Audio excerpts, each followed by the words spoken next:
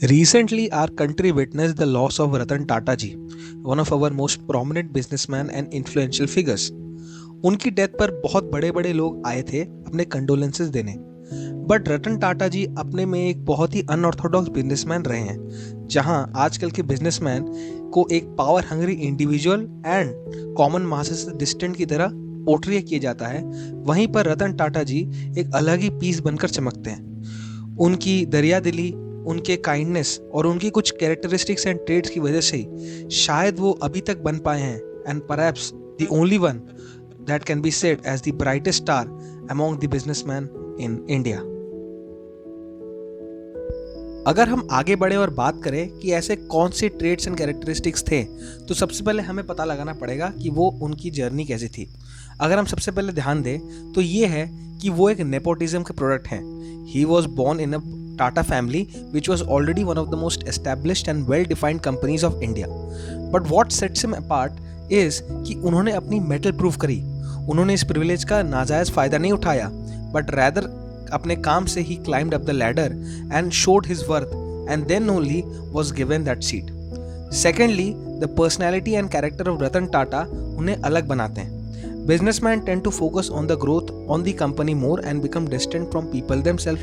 रतन टाटा जी अपने कॉमन मां से जुड़े रहते थे, जैसे उनकी टाटा नैनो की इंट्रोडक्शन उन्होंने करवाई जब ट्रांसपोर्ट बहुत ही इंपॉर्टेंट था कॉमन पीपल में, एंड कॉमन पीपल के पास वो अफोर्डेबल भी होना चाहिए था। इनफैक्ट एक टाइम पे Tata nano was one of the world's cheapest car.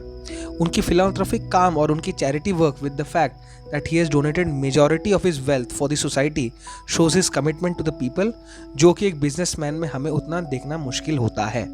In fact stats के अकॉर्डिंग रतन टाटा के जो कॉलमनिस्ट हैं, जो Rajiv Kumar road, his complete lack of protocol and hierarchy during my 2 chance meeting with him 10 years apart are still clearly etched in my mind। सूत्रों के नज़र वहाँ पर वो ये कहते हैं कि पहली बार जब वो उनसे मिले थे तो वो हुआ था प्रेसिडेंट बैराक ओबामा के एड्रेस पे, and also in Indira Gandhi airport में भी वो एक बार मिले हुए थे।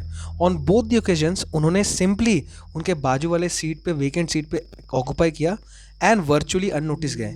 यानी कि ये दोनों इंसिडेंट हमें बताते हैं कि वो कितने humble and down to earth थे, और उनकी self confidence and complete lack of security as well as and showing कि वो कितने जुड़े हुए कॉमन मासेस से बहुत ही एक इंपॉर्टेंट एस्पेक्ट होता है जो उनके एटीट्यूड पर रिफ्लेक्ट करता है। और एक और चीज़ भी पता लगाती है, वो ये है कि उनकी टेनासिटी एंड स्टबर्ननेस कि उन्होंने एयर इंडिया को एक्वायर किया आफ्टर 90 ईयर्स, शोइंग कि वो गिरने के बाद वापस उठने की क्षमता और धैर्य रखते हैं।